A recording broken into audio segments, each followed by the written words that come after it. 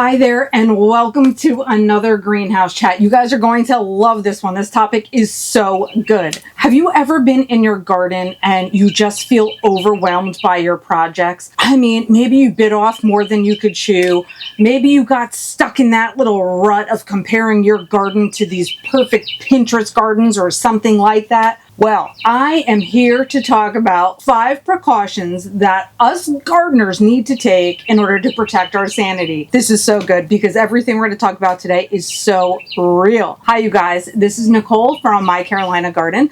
My garden is located in growing zone 8B and I am in coastal North Carolina. I would like to invite you to subscribe to my channel if you haven't already done so, and that just ensures that my videos continue to show up in your feed. This greenhouse chat is also near and dear to my heart, like some others that we've talked about. And while sometimes we have our greenhouse chats and it's freezing and the greenhouse doors are closed and I'm in here with a hot drink, today is so beautiful and mild. The doors are open, the sun is shining, and so I can't wait to jump into this topic with you on this beautiful day. One thing that we can do as gardeners to protect our sanity is to not bite off more than we can chew. Well, what does that mean, right? Have you ever conceived of a project that you wanted to get done and you just were ready to go all in on this project? I am going to take hold of this project. I am just going to rock and roll with it and get everything done as quickly as possible. Well, I know I've been there because I just did that to myself this past weekend. So in this idea of biting off more than we can chew, we're dividing it up into 2 little sections. One is mentally and one is physically. Biting off more than we can chew. Okay, physically, that was me this past weekend. I realized it was getting more mild out and I decided it would be a wonderful idea to stain my fence. It was work that had to get done anyway. Well, after multiple hours of up and down motion with the stain sprayer, oh my goodness, I felt like Daniel-san in The Karate Kid painting the fence up and down, and I can tell you after hours of doing that, I needed Mr. Miyagi to come and loosen up my shoulder because it hurt so badly. So I decided,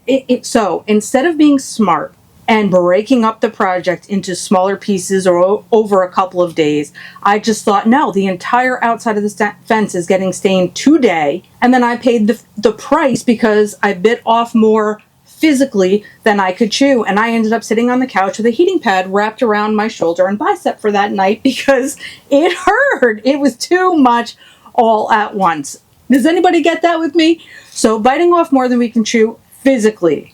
Let's not do that to ourselves. Instead, let's take our projects and divide them up into manageable sized pieces or chunks or bits of time so that we could go after it little by little. Secondly, mentally. I know I have been guilty of this myself, where I have a plan for a garden bed. Let's say it's a brand new bed we want to start. We want to have it all done from start to finish, back to front, whatever it is. We want it fully planted. We want it looking great. Oh my gosh. Well, I'm here to say that trying to jump into a full-on project like creating a whole flower bed in a short amount of time is going to drive you crazy. We're here to keep our sanity and do gardening because we love doing gardening, not because we want to drive ourselves crazy. This brings me to my most favorite quote. Little by little, a little becomes a lot. When you're starting your new flower bed, don't try to just get everything done all at once. Maybe start in one section and then build out from there. Little by little, a little becomes a lot. As you add to the size of the flower bed over time, it will become full. It will become much more of what you envisioned. And I'm not saying don't have big goals because you should.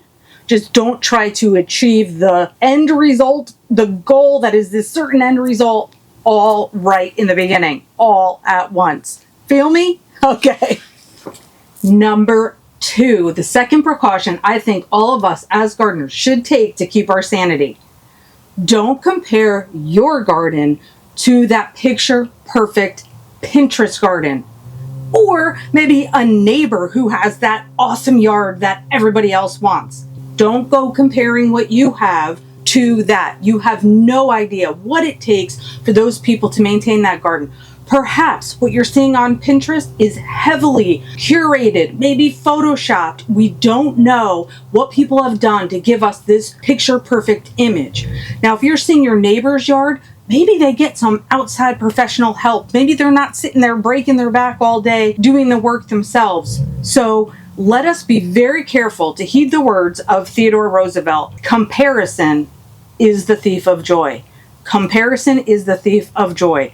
Let us not take what we are working so hard at and compare it to a piece of work that looks like it's already completed. This is so important in this day and age of social media and everybody on Instagram and all of these different things. It's so important that we enjoy our process, that we love the fact that our garden is a work in progress. We want to treat our garden work as the labor of love that it really is, and not be in such a hurry to get that person's garden or that person's picture perfect scene. Instead of stressing over what they have, instead, this is the key. This is the key to so many things in life.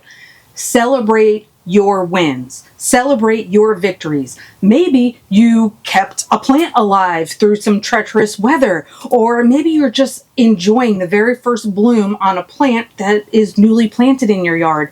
Let's celebrate those things, because it's all of those things piled up that give us the joy of our life. So we're not comparing, right? We're not comparing.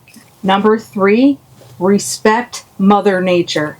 Mother Nature doesn't only care about our gardens. Mother Nature has bigger plans than our gardens all the time. I know it would be so lovely if the weather always cooperated with exactly what our plans were and our intentions were, but that's not reality. So instead of trying to control something that we know we cannot control the weather at all, we have to learn how to roll with the punches. I can't tell you the number of times that I have spread mulch and everything looks perfect. I am very particular about the edging of my flower beds, just for it to rain really hard and the mulch gets washed right out of the flower bed. Breaks up all those pretty lines I just spent all that time making and defining, and there's my mulch out in the yard. Or how about a freak storm comes by, a tropical storm for example, and turns your garden into a little pond. That happened to me too. It was not very exciting when it happened, but inevitably the water recedes, the next day comes, and you have to move on. So we want to try to just be okay with what Mother Nature has in store for us. Her plans supersede ours. So instead, let's maybe give ourselves a little bit of safeguards, like let's plant native plants. If we plant native plants, that means they want to be in our environment, in our atmosphere, in our growing zone, right? So that could help them to thrive better. Or if we know we are in a place that's likely to have a drought, super dry, super hot, plant drought tolerant plants. Try to help yourself out a little bit. But occasionally, of course, we'll get an unexpected frost way after we're thinking the threat of frost is over. We have to also be ready to jump on that task. Maybe we need to cover over some of our plants that are tender, etc. So we have to help ourselves, but just realize that we're not always in control. The number 4 idea that us gardeners should adopt just to protect our own sanity is forget the idea of having a perfect garden. Your garden will never be perfect. It just won't. Plants die sometimes. That's okay. Weeds grow. We don't love it, but that's okay too. The idea of perfection is not what we want. We want progress over perfection. Let's improve little by little each day. Our garden should be ever changing. If we don't love the way something's working, or maybe a plant is telling us it's suffering in the area where we planted it, let's not be afraid to move that plant or make adjustments as necessary. Nature's telling us we may need to adjust something. Let's be okay with going ahead and making that adjustment. Let's not worry about these weeds. Let's not worry about these bare spots. We will fix what we can when we can, but the pressure is not all on us to make that picture perfect garden right now and then keep it that way. Because tomorrow's going to be blazing hot and the next day is going to be freezing cold and we're going to have frost and we're going to have drought. Too many things. So again, if we're letting Mother Nature be in charge, which was our last little precaution, then let's let go of that idea of perfection, because it doesn't exist and that is okay. Again, we are loving our ever-changing garden.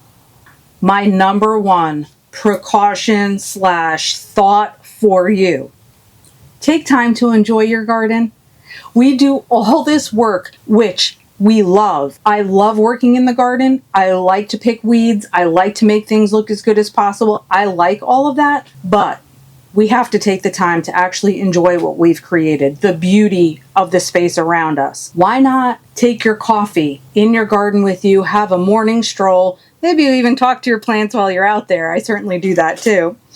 Take some pictures of your plants or your gardens. Show that beauty. Maybe you share that beauty online with other people. I have to say that that is one of the reasons why I actually really like Instagram, because it makes me take the time to take pictures of my garden, the spots that I love, and I get to share that beauty with other people. So Instagram works for me that way. And in fact, that's one of the reasons why I love making gardening videos, because it actually forces me to take that time, be inside the garden, be with my plants, be right part of them and the soil and the environment, instead of just coming up with more work for me to do. I get to be there and enjoy it. So my advice to you on that number 5 is take the time to take those photos, have a drink with your plants, share pictures with other people. And this one is so good. This is one that I have to do. This is going to be a goal for me for this year. Get yourself a beautiful chair just for you, the gardener,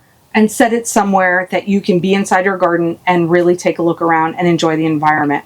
Someone had suggested I get a really nice, comfortable, cozy chair for my greenhouse chats just to be in here.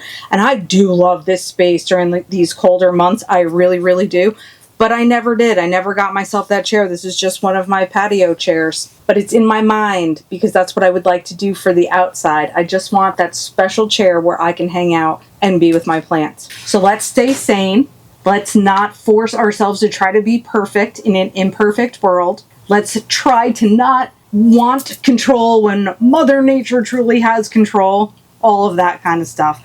I hope you guys enjoyed this greenhouse chat as much as I did. I just feel like, everything about it is so real, and it's thoughts that I know that I have, so I'm sure you do too. Subscribe to my channel if I am providing the kind of content that you enjoy, and until next time, you guys, happy planting.